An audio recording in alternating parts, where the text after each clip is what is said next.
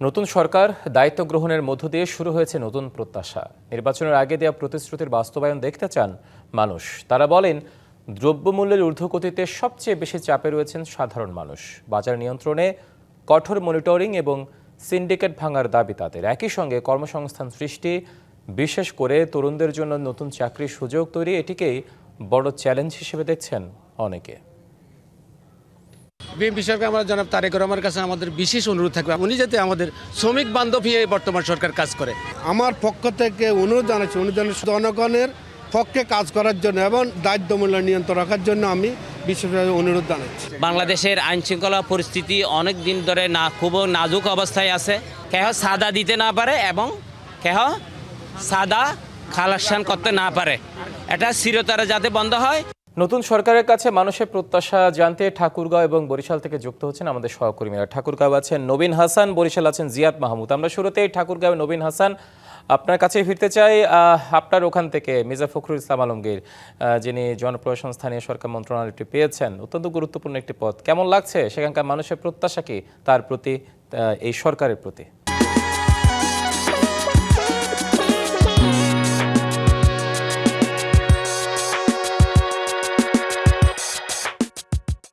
ধন্যবাদ হিমাদ্রি। আপনি জানেন ত্রয়োদশ নির্বাচনে ঠাকুরগাঁয়ের 3টি আসনেই কিন্তু বিএনপির নিরঙ্কুশ জয়লাভ করেছে এবং গতকাল ঠাকুরগাঁও 1 আসনের সংসদ সদস্য এবং বিএনপির মহাসচিব মির্জা ফখরুল ইসলাম আলমগীর স্থানীয় সরকার এবং পল্লী উন্নয়ন মন্ত্রণালয়ের দায়িত্ব পেয়েছেন। এরপর থেকে ঠাকুরগাঁয়ের মানুষ বেশ উচ্ছ্বসিত। আমরা গতকালকে দেখেছি কিন্তু ঠাকুরগাঁয় বিভিন্ন স্থানে মিষ্টি বিতরণ হয়েছে।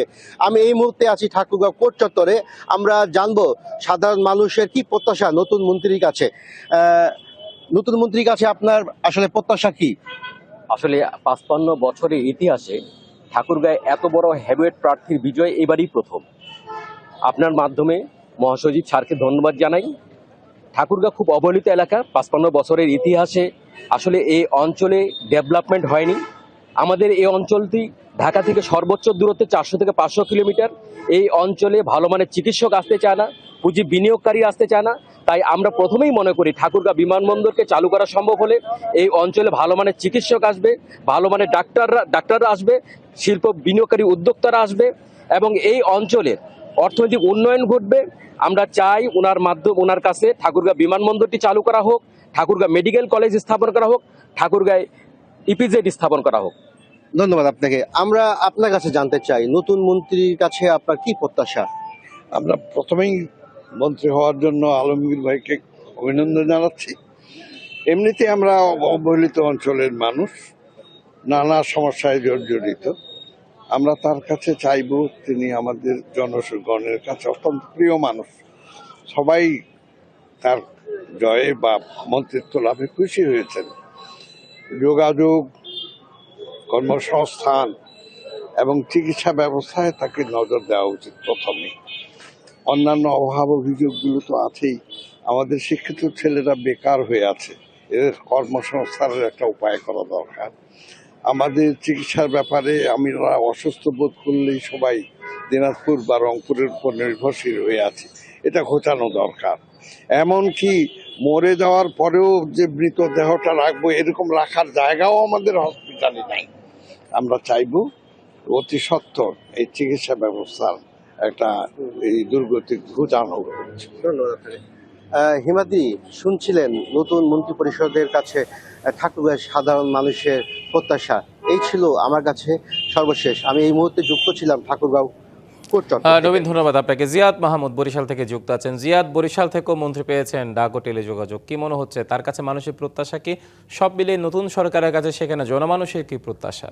প্রত্যাশার তো শেষ নেই, নানা রকমের প্রত্যাশা, নানা ধরনের চাহিদা রয়েছে তাদের। যেহেতু বরিশাল 1 আসন থেকে জহিরুদ্দিন স্বপন, তিনি তথ্য সম্প্রচার মন্ত্রণালয়ের দায়িত্ব পেয়েছেন। পাশাপাশি বরিশাল 4 আসনের রাজীব আহসান, তিনিও একটি প্রতিমন্ত্রীর দায়িত্ব পেয়েছেন। এবং বিভাগ জুড়ে যদি সেই সব দেখা যায় যে বরিশাল বিভাগে 2 জন মন্ত্রী এবং 3 জন প্রতিমন্ত্রী পেয়েছেন। এবং আপনাকে জানিয়ে রাখি যে নদী বেষ্টিত এই যে বিভাগ, এখানে কিন্তু নানা ধরনের সংকট রয়েছে, নানা ধরনের সমস্যায় জর্জরিত রয়েছে বলে এখানকার মানুষজন তারা আমাদের জানিয়েছে। তারা বলছেন যে নতুন নেতৃত্বের হাত ধরে এই ধরনের সংকট দূর হবে এবং এখানে আমরা একেবারে প্রান্তিক যে মানুষ যারা আসছেন বিভিন্ন উপজেলা থেকে তারা কিন্তু এখানে এসেছেন এবং তাদের সাথে যদি একটু কথা বলি যে আসলে মন্ত্রিসভায় ঠাঁই হলো বরিশালের 5 জনের, মানে 2 জন পূর্ণমন্ত্রী এবং 3 জন প্রতিমন্ত্রী।